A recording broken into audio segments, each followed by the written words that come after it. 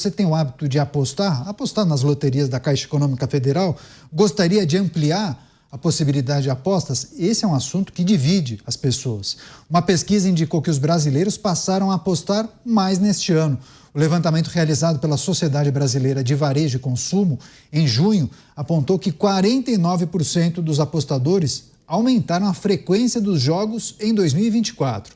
Ao todo, 25% disseram que têm apostado muito mais do que no ano anterior. 24% disseram que jogam um pouco a mais, enquanto 21% afirmaram que apostam um pouco a menos do que antes. 16% disseram que a frequência é igual à de 2024 e 14% afirmaram que têm apostado muito menos. Dentre as modalidades de apostas esportivas, a que se mostrou favorita dos brasileiros nos resultados do futebol, com 77%. Naturalmente, o futebol sempre estará na primeira posição, depois os outros esportes. Você, Cristiano Beraldo, você é de uma localidade em que é mais popular, né, o público apostar em partidas de basquete, partidas de beisebol, futebol americano, também em muitas localidades nos Estados Unidos há cassinos, enfim, faz parte do dia a dia do norte-americano, além daquelas loterias que pagam fortunas, né? Aquelas, assim, alguma coisa parecida com a Mega Sena aqui, só que com valores muito mais altos aí nos Estados Unidos, né? Pois é, a cultura do jogo nos Estados Unidos é muito consolidada. Os cassinos, eles são atividades que são um benefício da população indígena, né? A população indígena aqui, ao invés de ser estimulada a ser preguiçosa, fazer nada e ficar invadindo a Praça dos Três Poderes, dando flechada em funcionário público e fazendo baderna porque quer terra para ficarem cobrando pedágio e propina para quem quer explorar e trabalhar nessas terras. Nos Estados Unidos você tem tribos que são bilionárias, possuem empreendimentos impressionantes de hotéis, cassinos e tudo mais. Então essa cultura ela é bastante popular, e com o advento das apostas esportivas, que sempre aconteceram, mas agora tomaram, acho que com a facilidade da internet, isso foi multiplicando de dimensão, a gente vê que as ligas esportivas, tanto de basquete quanto de futebol americano, de beisebol, etc., elas lucram com esse jogo, com essas apostas, e repassam isso para os times. A lógica é diferente. A liga arrecada e repassa para os times, tanto é que os salários pagos para os jogadores de, acho que todos os esportes, têm batido recordes, são valores impressionantes.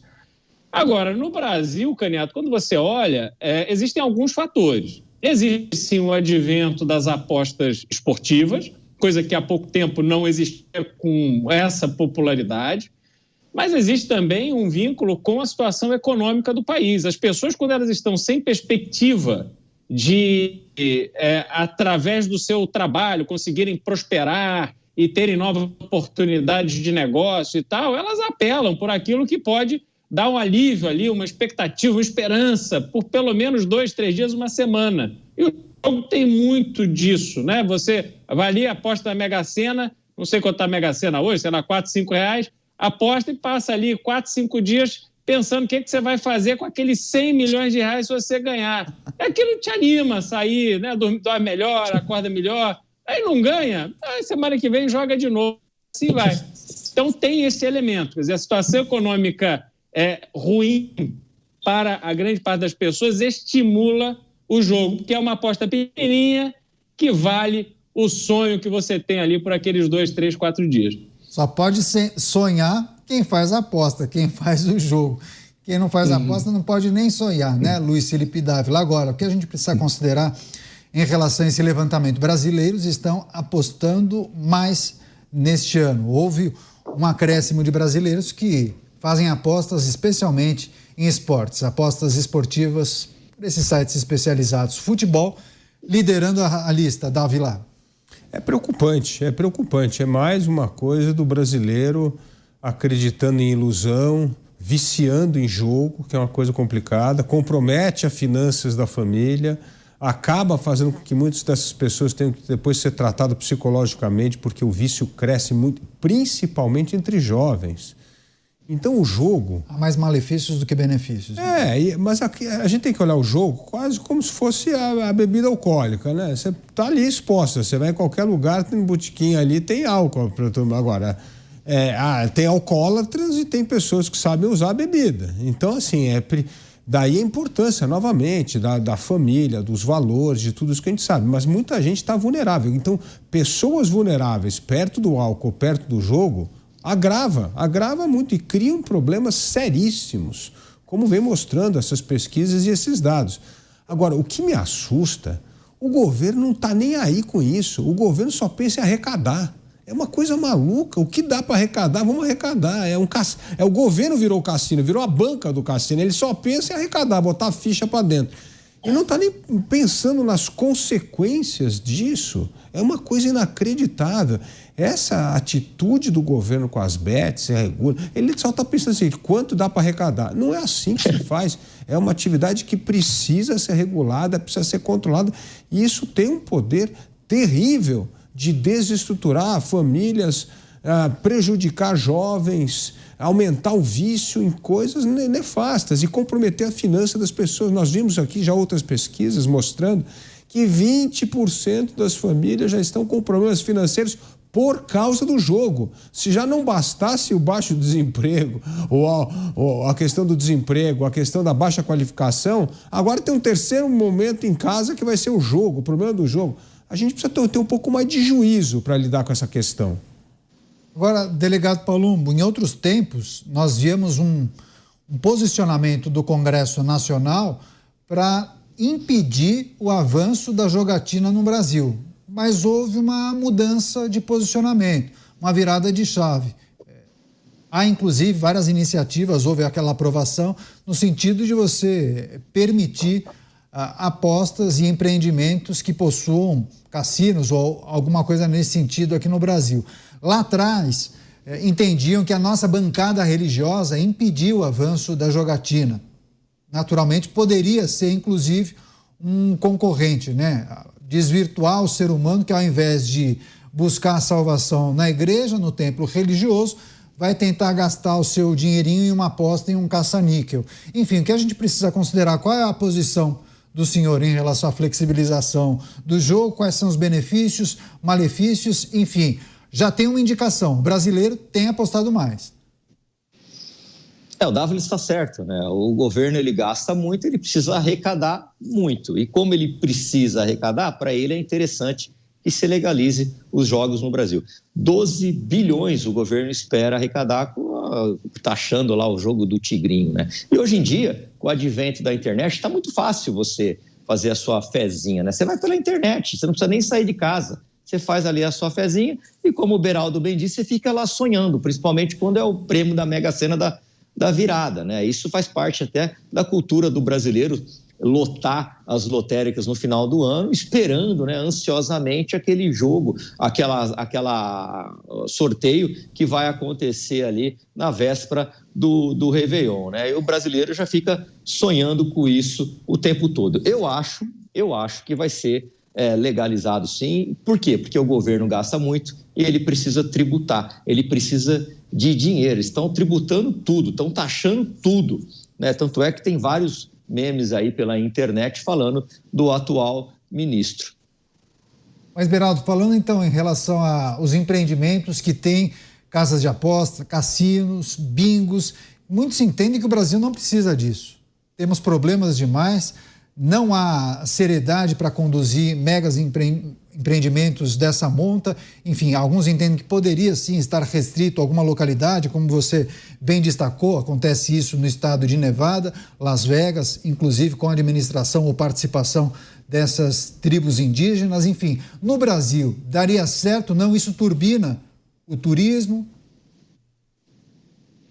Turbina o turismo. No mundo inteiro tem efeito positivo, gera emprego, turbina o turismo, enfim, tem toda uma cadeia de riqueza que se movimenta em razão dos cassinos. Agora, no Brasil, a gente primeiro tinha a resistência da bancada católica na Câmara, isso lá desde a década de 80, 90, e houve um projeto que avançou muito, que era um projeto que considerava que os cassinos, poderia ter acho que uma licença de cassino não sei se era por cidade ou por a cada X milhões de habitantes e tal, ou seja, seria um monopólio territorial do cassino, que é uma bobagem, e não se encontra um modelo, Canhata. Agora, assumir que por ser no Brasil não vai ser sério, é só se a gente deixar essa fiscalização nas mãos de pessoas que não são sérias.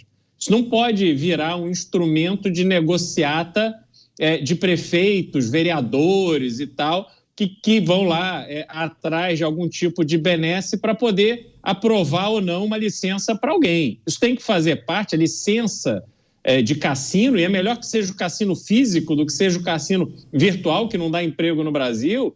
Isso tem que se dar dentro de um projeto de desenvolvimento regional. Foi o que aconteceu no estado de Nevada com Las Vegas. Virou um grande ambiente de desenvolvimento a partir dos cassinos. Você tem shows, você tem uma série de coisas ali que não é só o cassino, né? Os hotéis, tem hotéis que não tem cassino, mas tem muito movimento, enfim. Então, isso precisa ter um projeto muito bem estruturado, com gente profissional qualificada para dar certo. Senão, realmente, vai virar mais um esquema brasileiro, né? Fadado ao fracasso, vai deixar o Estado brasileiro só com o peso das consequências, uma meia dúzia muito rica e a população ali completamente perdida, sem saber como lidar com aquilo.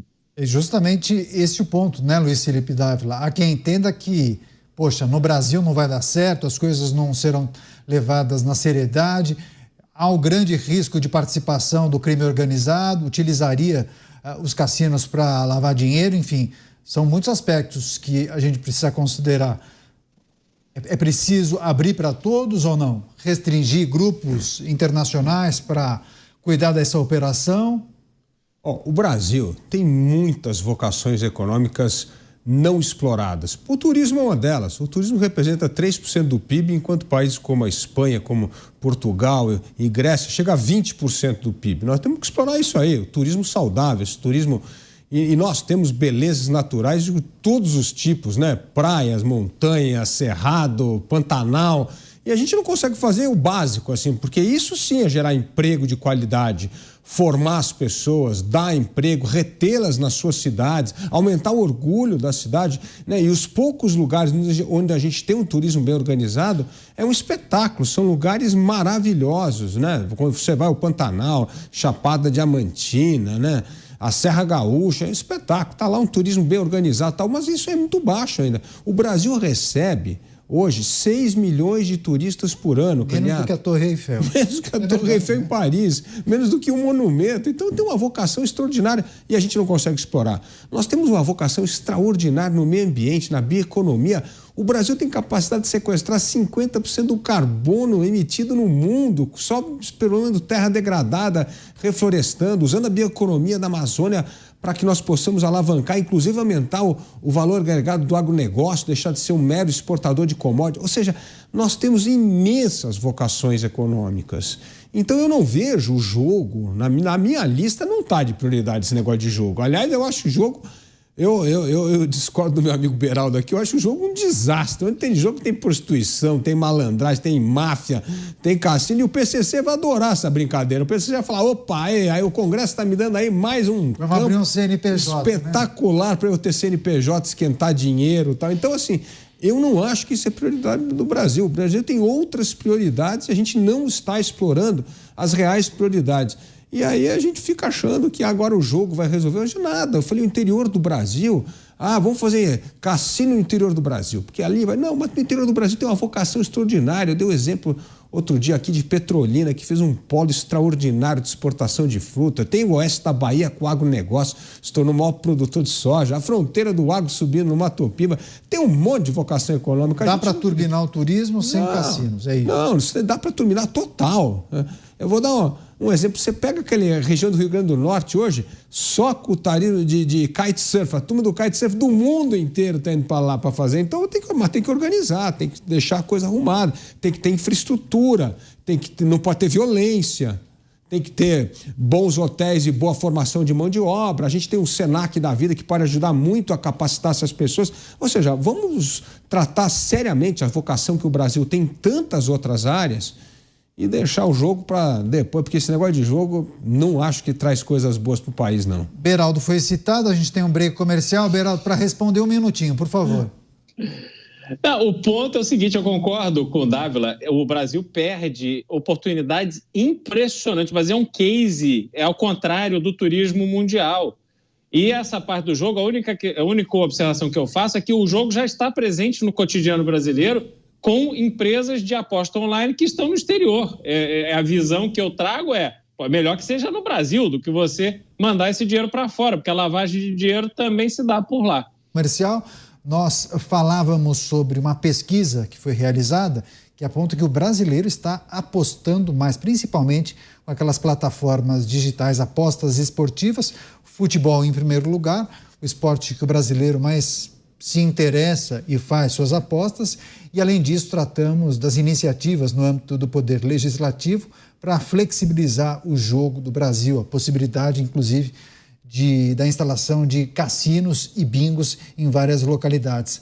Bom, acho que falta só o delegado Palumbo. Delegado, queria pedir por gentileza para o senhor fechar esse assunto, benefícios e malefícios de você liberar a jogatina no Brasil. Muitos entendem que também seria uma excelente oportunidade para o crime organizado lavar o seu dinheiro e criar empresas para atuar nesse ramo. Só para a gente fechar, gostaríamos de escutá-lo, por favor.